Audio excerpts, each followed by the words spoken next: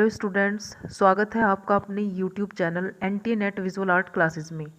Students, जैसा कि आपको पता है कि इस चैनल पर मैं आपको टीजीटी, पीजीटी, नेट, केवीएस सभी जो विजुअल आर्ट के पेपर्स हैं उनकी स्टडी कराती हूँ। स्टूडेंट्स, इस चैनल पर हम विजुअल आर्ट ऑल एग्ज़ाम की प्रिपरेशन कराते हैं। ये मैं आपको यूथ कंपटीशन की बुक अभी करा रही हूँ और जल्दी ही ये बुक कंप्लीट कर लेंगे।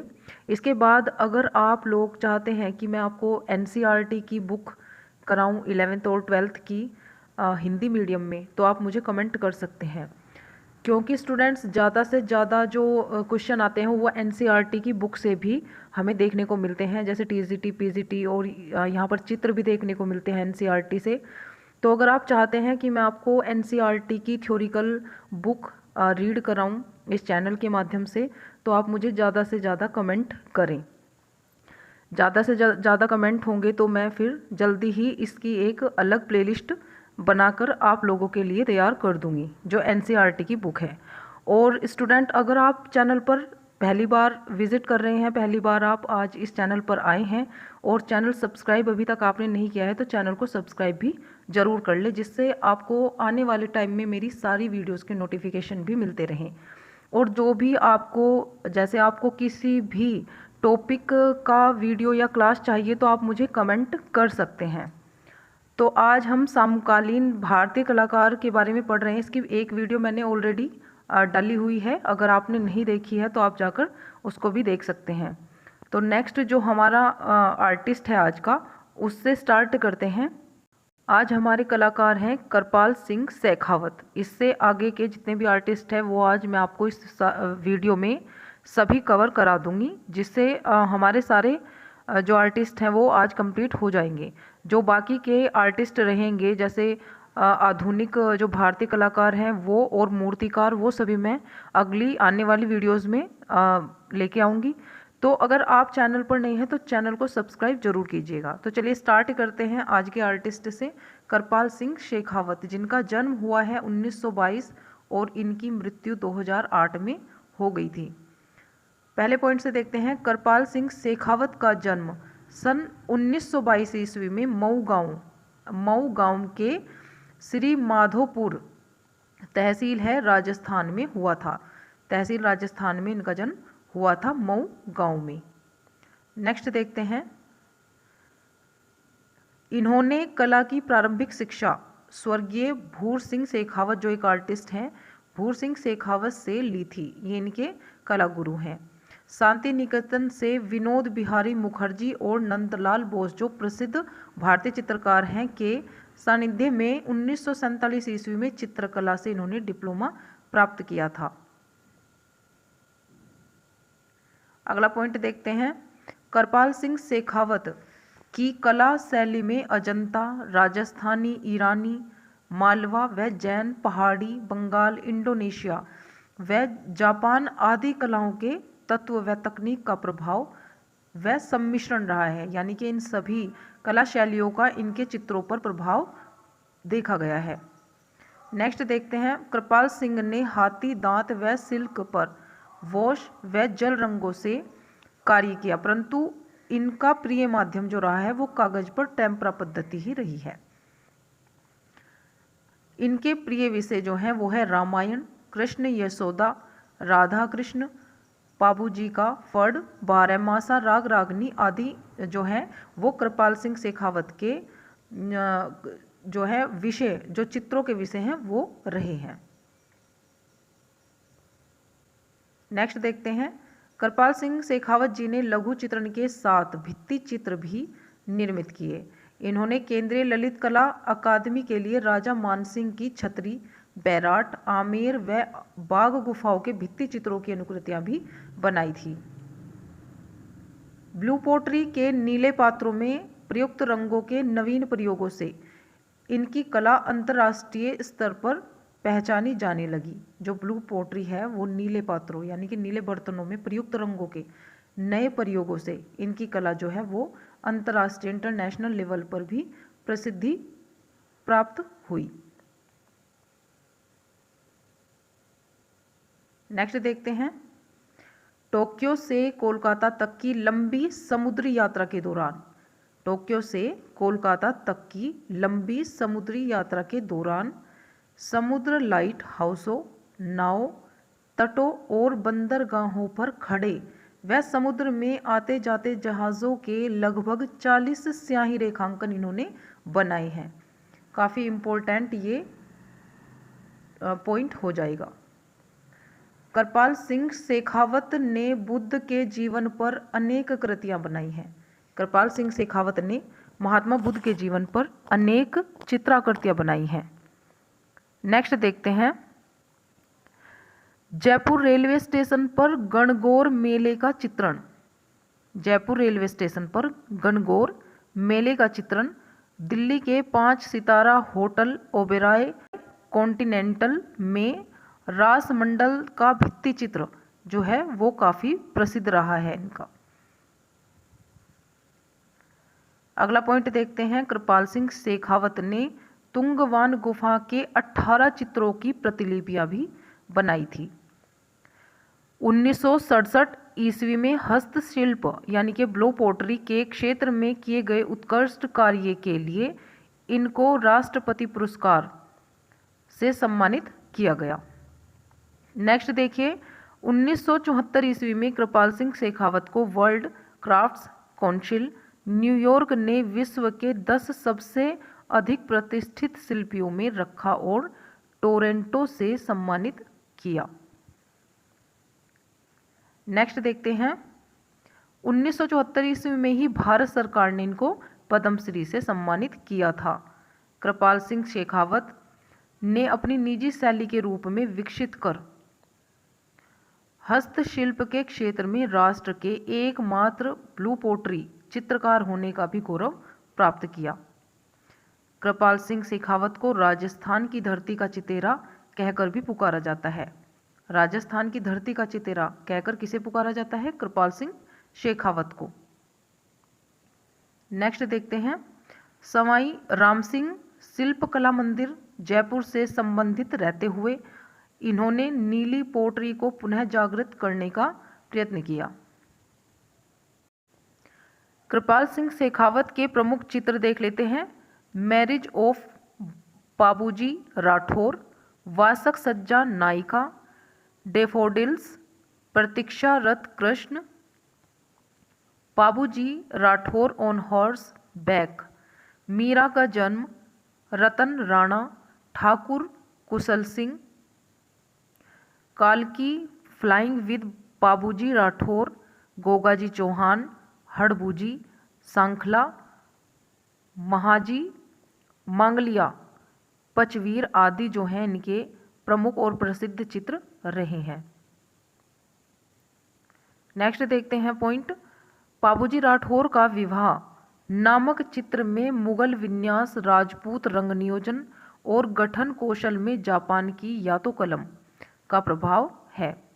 प्रतीक्षारत कृष्ण पूर्णतः जापानी पद्धति पर चित्रित चित्र है। जो प्रतीक्षारत कृष्ण जो चित्र है इनका वो पूरा का पूरा जो है जापानी पद्धति टेक्निक पर बनाया गया है। कृपाल सिंह शेखावत की जो मृत्यु हुई थी वो 15 फरवरी 2008 को होने से इनकी कला का पूर्ण विराम लग गया। इनकी जो मृत्यु हुई थी वो 15 फरवरी 2008 में हुई थी। नेक्स्ट देखते हैं परमानंद चोयल। परमानंद चोयल इनका जन्म हुआ है 1924 ईस्वी में और मृत्यु इनकी 2012 ईस्वी में हुई है। परमानंद चोयल का जन्म राजस्थान के कोटा जिले में सन 1924 ईस्वी में हुआ था।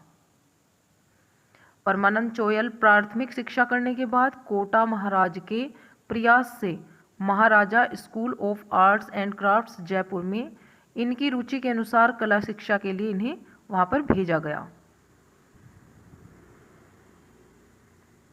अगला पॉइंट देखिए, परमानंद जो है वो शैलेंद्र नाथ डे तथा राम गोपाल विजय वर्गीय के शिष्य बनकर इन्होंने बंगाल पुनर्जागरण शैली को आत्मसात किया। नेक्स्ट देखिए, परमानंद चोयल को कला की प्रथम शिक्षा जयपुर के परंपरागत कलाकार श्री कानूराम शर्मा से मिली। नेक्स्ट पॉइंट देखते हैं, सन 1946 ईस्वी में इंदौर स्कूल ऑफ आर्ट्स से ड्राइंग टीचर्स ट्रेनिंग की इन्होंने पूर्ण की थी। परमानंद चोयल ने स्लेड स्कूल लंदन से पोस्ट डिप्लोमा की उपाधि ली थी।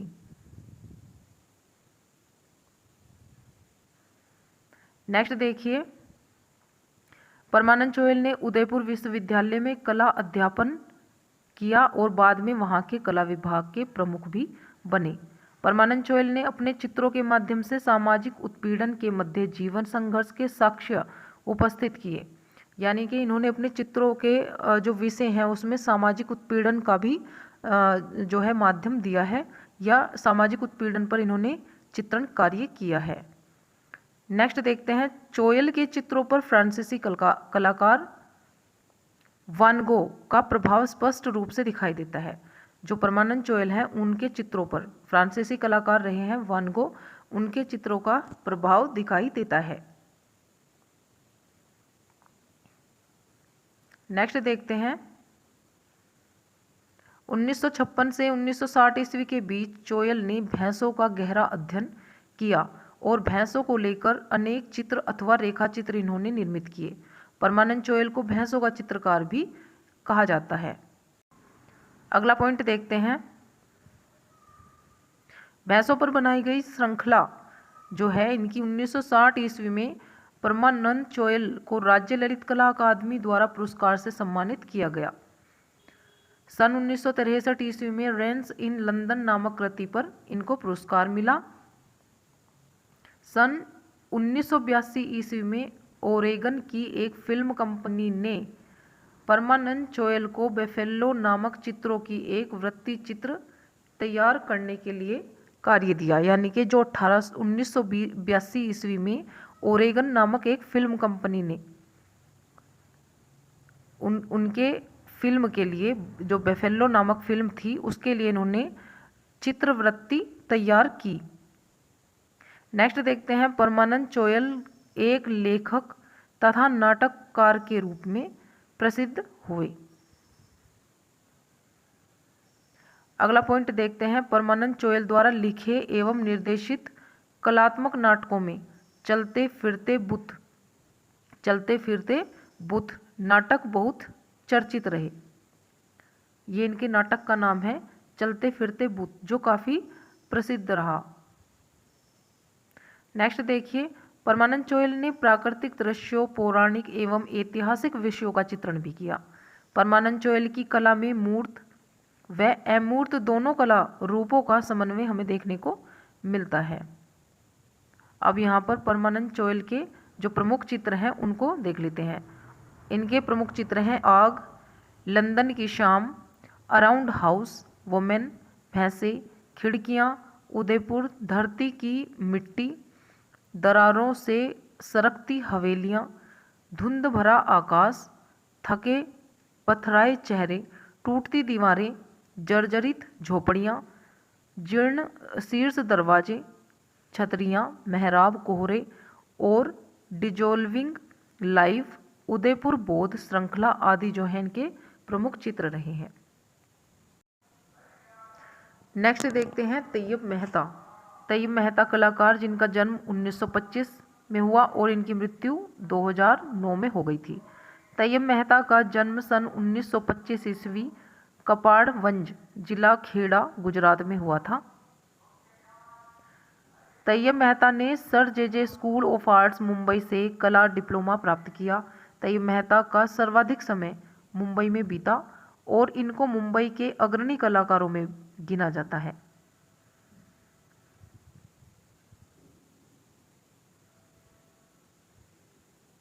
नेक्स्ट देखिए, 1959 ईस्वी में लंदन अध्ययन वृत्ति पर गए और साथ ही वहां पर कला प्रदर्शनियां भी आयोजित करते रहे। तैयब मेहता अभिव्यंजनावादी कलाकार के रूप में जाने जाते हैं। भारत का फ्रांसिस बेकन जो है तैयब मेहता को कहा जाता है, जो इनका एक नाम है प्रसिद्ध तैयब मेहता का, जो है भारत का फ्रांसीसी बेकन नाम से ये प्रसिद्ध है। तैयब मेहता को वर्ष 1965 ईस्वी में केंद्रीय ललित कला अकादमी नई दिल्ली का राष्ट्रीय पुरस्कार प्राप्त हुआ था। 1968 ईस्वी में तैयब मेहता को इनके चित्र गिरते हुए शरीर के लिए प्रथम त्रिनाले नई दिल्ली का स्वर्ण पदक भी प्राप्त हुआ। नेक्स्ट देखिए, 1970 ईस्वी में तैयब मेहता ने कुदान नामक एक शॉर्ट फिल्म का निर्माण किया। यह फिल्म आम आदमी की कशमकश को बखूबी अभिव्यक्त करती है। तैयब मेहता की फिल्म कुदाल का फिल्म फेयर क्रिटिक्स पुरस्कार भी प्राप्त हुआ। जो तैयब मेहता की फिल्म है कुदाल, इस फिल्म को फेयर क्रिटिक्स पुरस्कार भी प्राप्त हुआ था। अगला पॉइंट देखते हैं, भारत सरकार द्वारा 2007 ईस्वी में पद्म भूषण से सम्मानित इनको किया गया था। तैयब मेहता ने सन 1995 ईस्वी में एक त्रिफलक सेलिब्रेशन चित्रित किया था। सेलिब्रेशन जो त्रिफलक है वो इन्होंने चित्रित किया था, जिसे 2002 ईस्वी में क्रिस्टी की नीलामी में 1.5 करोड़ रुपए में बेचा गया था। शांति निकेतन त्रिफलक और ट्रेसेड बुल तैयब मेहता का जो है वो श्रेष्ठ कलाकृति है। शांति निकेतन त्रिफलक में ट्रेसेड बुल तैयब मेहता की श्रेष्ठ कलाकृतियों में से एक है। ये काफ़ी इम्पोर्टेंट रहेगा, इसको आप अच्छे से याद करें। तैयब मेहता की प्रमुख चित्र श्रृंखलाएं diagonal series, blocked energy series जो बहुत ही प्रसिद्ध रही हैं। तैयब मेहता के प्रमुख चित्र हैं रिक्शा खींचने वाला, Kali Mahishasur, gesture, falling figure, Durga Mahishasur Mardini, crucifixion, drummer, women on rickshaw, falling figure with bird जो है ये इनके महत्वपूर्ण चित्र रहे हैं। अगला पॉइंट देखते हैं, तैयब मेहता की पेंटिंग काली मई 2005 में सेफ्रोनार्ट की ऑनलाइन नीलामी में 1 करोड़ रुपए, जो अमेरिकी डॉलर में कितना है 230,000 अमेरिकी डॉलर में नीलाम हुई थी। नेक्स्ट देखिए, वर्ष 2005 ईस्वी में तैयब मेहता की पेंटिंग महिषासुर मर्दिनी को क्रिस्टी की नीलामी में 1,584 मिलियन डॉलर में बेचा गया था। नेक्स्ट पॉइंट है, तैयब मेहता ब्रिटिश चित्रकार फ्रांसीसी बेकन के प्रभाव से प्रभावित थे।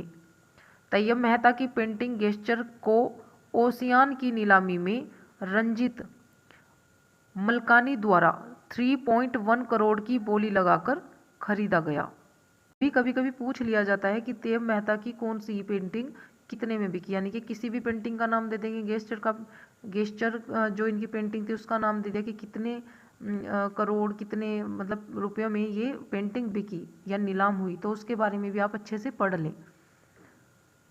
नेक्स्ट पॉइंट देखते हैं, जून 2018 में तैयब मेहता की काली पेंटिंग की नीलामी रिकॉर्ड जो हुआ है वो 26.4 करोड़ रुपए में इस पेंटिंग की नीलामी हुई थी। तैयब मेहता का निधन 2 जुलाई 2009 ईस्वी को मुंबई में 83 वर्ष की आयु में हो गया था।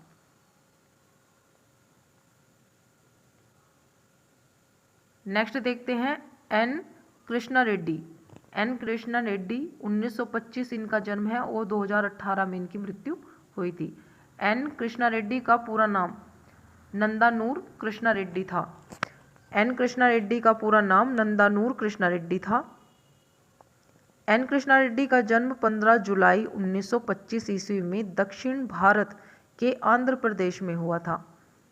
नेक्स्ट देखिए पॉइंट, कृष्णा रेड्डी ने 1941 ईस्वी से 1946 ईस्वी के मध्य कला भवन शांति निकेतन में नंदलाल बोस द्वारा विनोद बिहारी मुखर्जी द्वारा कला डिप्लोमा प्राप्त किया था। इन दोनों के सानिध्य में ही इन्होंने कला शिक्षा प्राप्त की थी। सन 1949 ईस्वी में मूर्ति कला का अध्ययन करने Slade school of fine arts विद्यालय ये लंदन में चले गए। अगला पॉइंट देखते हैं। 1950 ईस्वी में पेरिस जाने के बाद कृष्णा रेड्डी की भेंट कॉन्स्टेंटीन ब्रैंकुसी से हुई थी। कृष्णा रेड्डी छापाकार, प्रिंट मेकर के रूप में भी प्रसिद्ध थे। कृष्णा रेड्डी ने छापा चित्रकला का प्रशिक्षण ए लेटियर 17 से प्राप्त किया। कृष्णा रेड्डी तथा स्टेनले ने मिलकर 1970 ईस्वी के लगभग इंटेग्लियो प्रिंटिंग की विस्कोसिटी पद्धति का विकास किया था।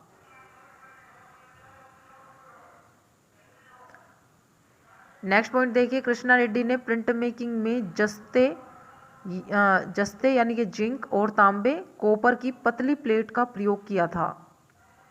अगला जो है पॉइंट, कृष्णा रेड्डी ने प्रकृति का अनुसरण न करके उसकी ऊर्जा व शक्ति को विविध रेखाओं, विकर्ण, वृत्ताकार व सर्पिल रेखाओं द्वारा अभिव्यंजित या अभिव्यक्त किया था। नेक्स्ट पॉइंट देखते हैं। कृष्णा रेड्डी छापाकार के अलावा एक मूर्तिकार के रूप में भी विख्यात थे। कृष्णा रेड्डी ने संयुक्त राज्य अमेरिका में institute college of art, Ruskin school of drawing and fine art व टेक्सास विद्यालय में अतिथि प्रोफेसर और विख्याता के रूप में भी ये प्रसिद्ध हुए। अगला पॉइंट देखते हैं। क्लाउड फॉर्मिंग डिमॉन्स्ट्रेशन आदि छापा चित्र का निर्माण कृष्णा रेड्डी द्वारा किया गया। कृष्णा रेड्डी की कृति बटरफ्लाई फॉर्मिंग इनग्रेविंग चित्र है। कृष्णा रेड्डी की गणना विश्व के 33 प्रमुख प्रिंट मेकिंग यानी कि छापा चित्रकारों के रूप में की जाती है। नेक्स्ट देखिए। कृष्णा रेड्डी का शिष्य अमेरिकी चित्रकार एवं प्रिंट मेकर इलेन ग्रेवर रहा है। अगला पॉइंट देखते हैं। कृष्णा रेड्डी की पत्नी का नाम जूडी बल्म रेड्डी है। रिचर्ड बार्थोलोम्यू ने कृष्णा रेड्डी पर एक मोनोग्राफ प्रकाशित किया था। कृष्णा रेड्डी को भारत सरकार ने 1972 ईस्वी में पद्मश्री पुरस्कार से सम्मानित किया। कृष्णा रेड्डी का निधन 22 अगस्त 2018 को न्यूयॉर्क में हुआ था। कृष्णा रेड्डी के जो प्रमुख चित्र हैं प्रिंट में, the great clown series, women on sunflower, sea forms, sitting figure, demonstrations, maternity, butterfly, bull and man, praying women, trees, cloudy landscape और वर्लपूल आदि इनके प्रिंट हैं जो काफ़ी इम्पोर्टेंट भी हैं। नेक्स्ट देखते हैं चित्रकार बीरेन डे जिनका जन्म हुआ है 1926 और मृत्यु इनकी 2011 में हुई। बीरेन डे का जन्म फरीदपुर वर्तमान बांग्लादेश में हुआ था। बीरेन डे का जन्म 1926 ईस्वी में फरीदपुर वर्तमान में जो बांग्लादेश है में हुआ था। नेक्स्ट देखिए पॉइंट। बीरेन डे की कला शिक्षा government college of arts and crafts Kolkata से हुई। 1952 ईस्वी से 1964 ईस्वी तक दिल्ली पॉलिटेक्निक के कला विभाग में इन्होंने अध्यापन कार्य किया था। बीरेन डे की कला तांत्रिक अमूर्त रूपों से प्रभावित है, जिनमें प्राय बीज के ब्रह्मांडीय विस्फोट को अभिव्यक्त इन्होंने किया है। अगला पॉइंट देखते हैं। इन्होंने विकिरण के सिद्धांतों पर अनेक कला रूपाकार विकसित किए। बीरेन डे ने अपने रूपाकारों में चटक यानी कि चमकीले और तेज जो रंग हैं और उद्दीप्त रंगों का प्रयोग इन्होंने किया। सन 1951 में बीरेन डे ने अपनी प्रथम कला प्रदर्शनी हेतु सेलन द माई पेरिस गए। अपनी पहली प्रदर्शनी इन्होंने पेरिस में की थी 1951 में। नेक्स्ट देखिए। बीरेन डे को सन 1992 ईस्वी में भारत सरकार द्वारा पद्मश्री सम्मान से सम्मानित किया गया था। नेक्स्ट पॉइंट देखिए। सन 1998 ईस्वी में ललित कला अकादमी ने बीरेन डे को राष्ट्रीय पुरस्कार से सम्मानित किया। तांत्रिक कलाकार बीरेन डे की मृत्यु 2011 में हुई थी नई दिल्ली में। ये तांत्रिक कलाकार के रूप में प्रसिद्ध हैं और इनकी मृत्यु 2011 नई दिल्ली में हुई थी। बीरेन डे के प्रमुख चित्र जो हैं वो है जनवरी, अगस्त, सितंबर, अक्टूबर जो है चित्र श्रृंखला बनाई इन्होंने कैनवास पर तेल रंग के द्वारा। वीरेन डे के जो प्रमुख चित्र हैं उनमें जनवरी, अगस्त, सितंबर, अक्टूबर नामक चित्र श्रृंखला इन्होंने बनाई थी और ये कैनवास पर तेल रंग से इन्होंने बनाई थी। प्रकाश का आवरण, दिव्य दर्शन, धान कूटते हुए, पीली रोशनी, संगीतज्ञ, गर्ल वेटिंग, अंत आदि इनके प्रमुख चित्र रहे हैं। अब देखते हैं बहुत ही प्रमुख जो है चित्रकार रहे हैं आनंद कुमार स्वामी, जिनका जन्म 1877 ईस्वी में हुआ था और इनकी मृत्यु 1947 में हुई थी। आनंद कुमार स्वामी का जन्म कोलंबो में 22 अगस्त 1877 ईस्वी में हुआ था। नेक्स्ट पॉइंट देखते हैं। सन 1906 ईस्वी तक इन्होंने श्रीलंका सरकार के खनिज सर्वेक्षण विभाग के निर्देशन का पद संभाला था, यानी कि श्रीलंका सरकार के खनिज सर्वेक्षण विभाग में इन्होंने कार्य किया था। नेक्स्ट पॉइंट देखते हैं। आनंद कुमार स्वामी ने सन 1909 ईस्वी में अपना ग्रंथ मेडिइवल सिंहालीज आर्ट प्रकाशित किया था। ये इन्होंने 1909 ईस्वी में प्रकाशित किया था, मेडिइवल सिंहालीज आर्ट। नेक्स्ट पॉइंट देखते हैं।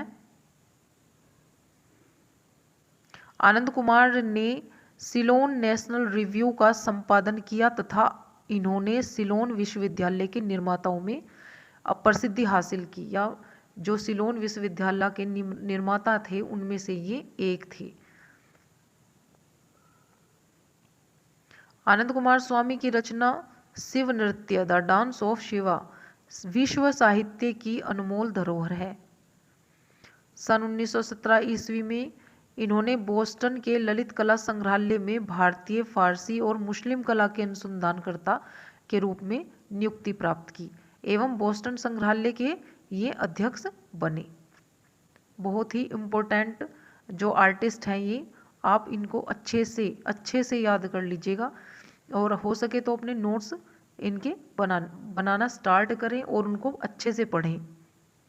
आनंद कुमार स्वामी के पिता सर मुत्तु कुमार स्वामी तमिल वंश के एक प्रसिद्ध न्यायाधीश थे। अगला पॉइंट देखते हैं। आनंद कुमार स्वामी ने लगभग 60 ग्रंथों की रचना, संपादन और संयोजन किया था।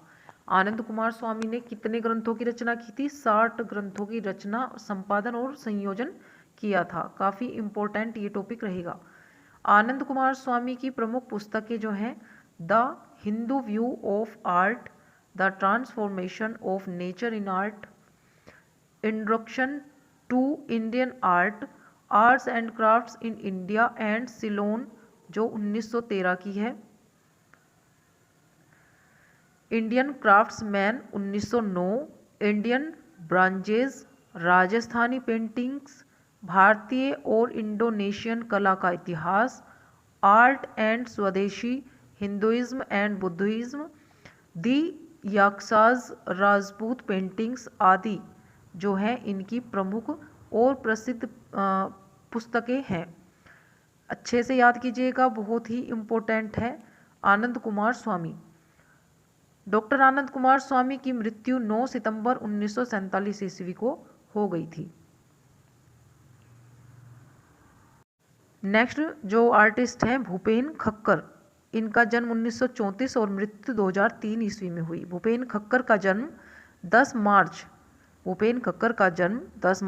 1934 ईस्वी को मुंबई में हुआ था। भूपेन खक्कर बीकॉम करने के पश्चात एक योग्य चार्टर्ड अकाउंटेंट बन गए थे, किंतु 1962 ईस्वी में इन्होंने नौकरी छोड़कर बड़ौदा विश्वविद्यालय के कला विभाग में प्रवेश लिया। नेक्स्ट देखिए, बड़ौदा आए एक अंग्रेज पॉप चित्रकार जिम डोनावेन से भूपेन खक्कर की भेंट हुई थी। नेक्स्ट पॉइंट देखिए, चित्रकार जिम डोनावेन के प्रभाव से भूपेन खक्कर भारत में प्रचलित फ्रेंच कला परंपराओं को छोड़कर जनजीवन के चित्र सरल शैली में अंकित करने लगे। विवान सुंदरम से भूपेन खक्कर की भेंट हुई और जीवन भर मैत्री रूप में रही, यानी कि एक मित्रता इनके बीच हो गई थी। भारत में सर्वप्रथम भूपेन खक्कर ने अपनी कला में लोकप्रिय छापे हुए चित्रों तथा कैलेंडरों का प्रयोग किया था। नेक्स्ट देखते हैं पॉइंट।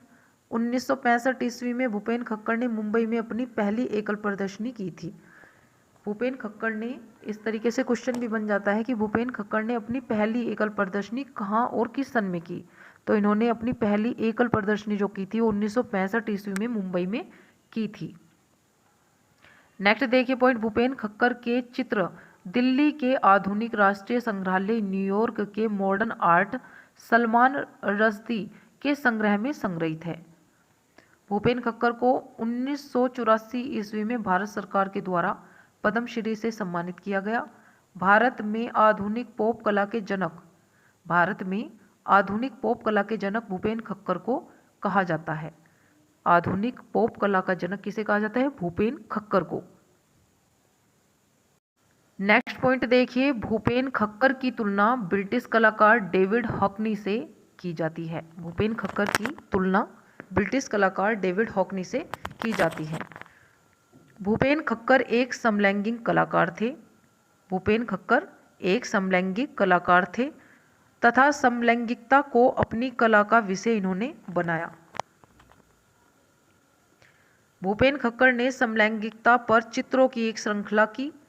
दुर्जनों की गैलरी चित्र में भूपेन खक्कर ने स्वयं को चित्रित किया। दुर्जनों की गैलरी में, जो दुर्जनों की गैलरी है चित्र में, ये चित्र है एक दुर्जनों की गैलरी चित्र में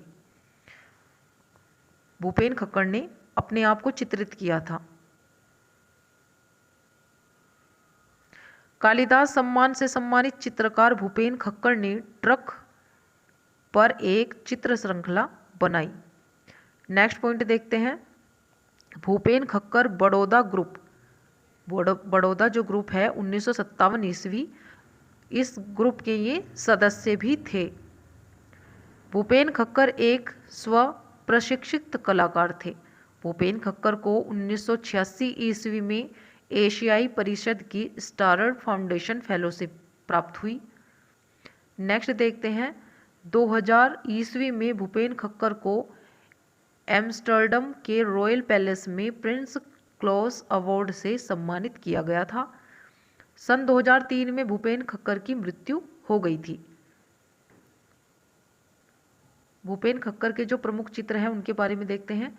भूपेन खक्कर के जो प्रमुख चित्र हैं उनमें है तुम सबको खुश नहीं रख सकते, तुम सबको खुश नहीं रख सकते, Janata watch repairing, you can't please all, portrait of Shankar Bhai Patel, near Red Fort, Goa के मछुआरे, प्लास्टिक के फूलों के बुके के साथ आदमी, गुरु जयंती उत्सव, मस्जिद के आसपास मुसलमान, you can not please all, place for people, two man in Banaras, Yayati, my dear friend, सेवा, सखी भाव, ग्रे ब्लैंकेट आदि इनके प्रमुख चित्र रहे हैं।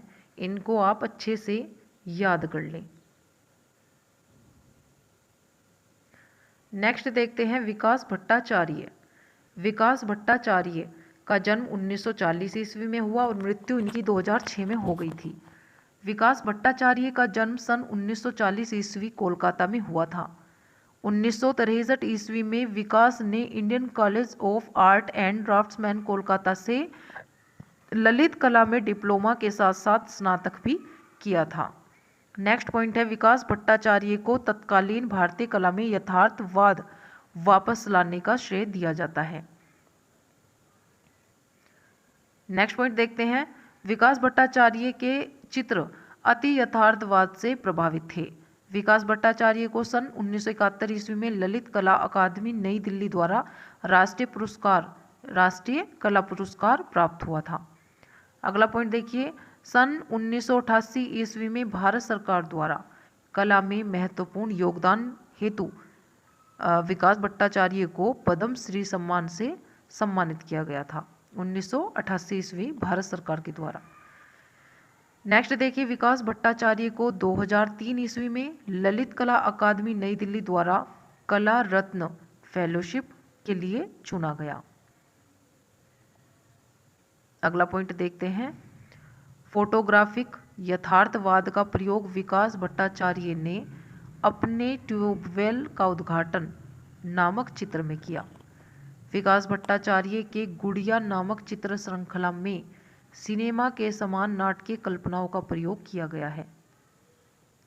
अगला पॉइंट देखते हैं। विकास भट्टाचार्य के चित्रों की पहली एकल प्रदर्शनी 1965 ईस्वी कोलकाता में हुई थी। विकास भट्टाचार्य की मृत्यु सन 2006 ईस्वी में कोलकाता में हुई। अब इनके जो प्रमुख चित्र है वो देख लेते हैं।